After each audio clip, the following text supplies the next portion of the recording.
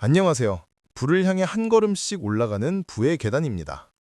오늘은 우리 모두가 한 번쯤 경험했지만 그 이면의 무서운 진실을 알지 못했던 일상 속의 현상을 다뤄보려고 합니다. 바로 할로윈데이, 발렌타인데이, 빼빼로데이처럼 누군가에 의해 특별한 날로 규정된 기념일들입니다. 겉으로 보기엔 단순한 축제나 즐거운 추억처럼 보이는 이 날들이 조금만 깊이 들여다보면 사실은 우리의 지갑을 노리는 거대한 자본주의의 소비장치로 기능하고 있음을 알 수 있습니다. 부의 계단의 단호한 결론은 이것입니다. 즐거움이 소비의 의무가 되는 함정에서 벗어나야 합니다. 지금 부의 계단을 오르려는 여러분이라면 이 소비의 함정을 냉철하게 인식하고 회피해야 합니다. 여러분의 소중한 종잣돈을 잠시의 즐거움에 낭비하는 대신 자본주의를 역이용하여 미래를 위해 투자해야 합니다. 오늘 영상에서는 이 기념일의 함정을 철학적인 관점과 실제 통계로 분석하고 그 돈을 아껴 부의 계단을 오르는 실질적인 방법을 제시해드리겠습니다. 첫 번째 진실, 기념일은 문화산업의 포장지일 뿐입니다. 아이들은 친구들과의 추억이라며 즐겁게 분장을 하고 연인들은 사랑을 증명한다며 선물을 교환합니다. 하지만 이 모든 과정은 순수한 즐거움이 아닌 거대한 자본이 설계한 시나리오를 따르는 것에 불과합니다.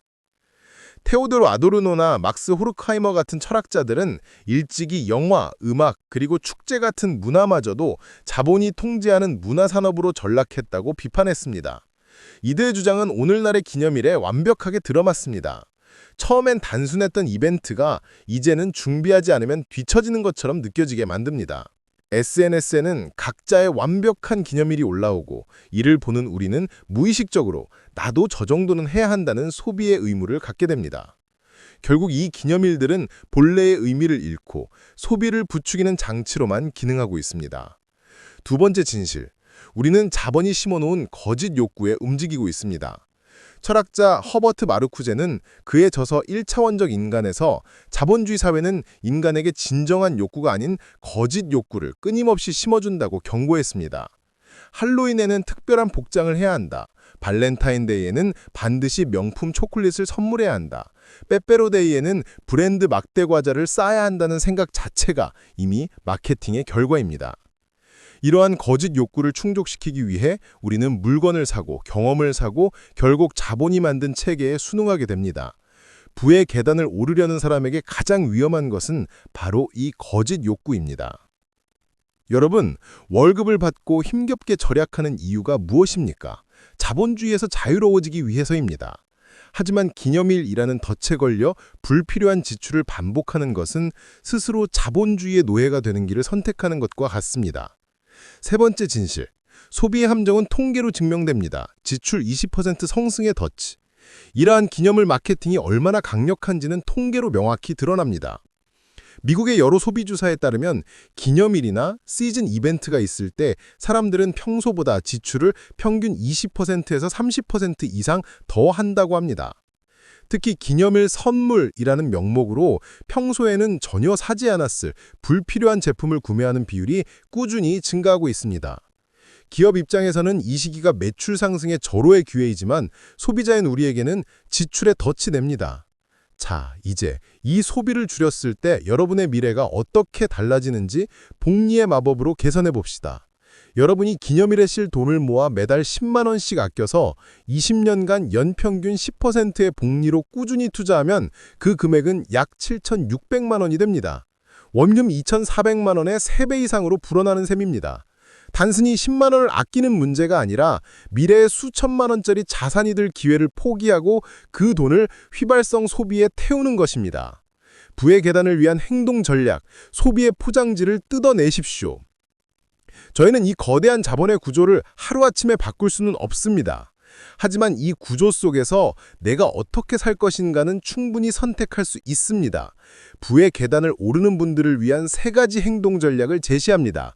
첫 번째, 규모를 줄이고 정성을 키우십시오. 돈을 들이지 않아도 기념일의 즐거움은 만들 수 있습니다. 아이들을 위한 할로윈 군장이 필요하다면 비싼 기성복 대신 집에 있는 옷과 소품을 활용해서 재활용 분장을 해보는 것은 어떨까요? 발렌타인데이에 고급 초콜릿을 사주는 대신 집에서 가족과 함께 직접 만들어 보는 것입니다. 돈은 훨씬 덜 들지만 그 시간을 통해 나눈 대화와 웃음은 함께한 경험이라는 훨씬 값진 자산으로 오래 남습니다. 아이들에게 남는 것은 비싼 복장이 아니라 함께 웃고 만들었던 추억이라는 것을 잊지 마십시오. 두 번째, 스탑 버튼을 누르고 비교를 멈추십시오. SNS에 올라온 누군가의 화려한 기념일 파지는 그들의 이야기일 뿐입니다. 부의 계단을 오르는 우리의 길과는 아무 상관이 없습니다. 그 사진을 보고 우리도 해야겠다는 충동이 느껴질 때 잠시 멈춰서서 자신에게 물어보십시오. 정말 내가 원하는 건가? 아니면 사회가 시키는 건가? 이 질문에 정직하게 답하는 것이 바로 거짓 욕구에서 벗어나 자본으로부터 스스로를 해방시키는 첫걸음입니다. 이 스탑 버튼이 여러분의 충동적인 소비를 막고 그 돈을 부의 계단으로 안내할 것입니다. 세 번째, 전략한 돈은 투자의 총알로 즉시 전환하십시오. 가장 중요합니다. 소비를 줄여서 생긴 여윳돈을 다시 은행 통장에 잠재우지 마십시오. 기념일 소비에서 아낀 돈이 생겼다면 그 돈은 즉시 S&P 500 ETF와 같은 안전하고 꾸준한 자산에 투입되어야 합니다. 이것이 바로 여러분의 노동력이 아닌 자본이 일하게 만드는 선순환 구조입니다. 소비로 기억을 만드는 대신 경험으로 추억을 만들고 그 아낀 돈으로 자산을 불리는 것. 이것이 현명하게 자본주의를 역이용하건 부의 계단식 생존 전략입니다. 마무리. 진짜 기념일은 당신이 만드는 것입니다. 기념일은 누가 정한 날짜가 아니라 우리가 마음으로 만든 날입니다. 여러분의 소중한 시간과 에너지를 자본의 놀이에 소비하지 마십시오. 불필요한 소비를 절제하고 그 절제된 돈으로 자본주의의 가장 굳건한 주인이 되는 길에 집중하십시오. 부의 계단은 여러분이 흔들림 없이 그 길을 걸을 수 있도록 항상 곁에서 실질적인 조언을 드리겠습니다.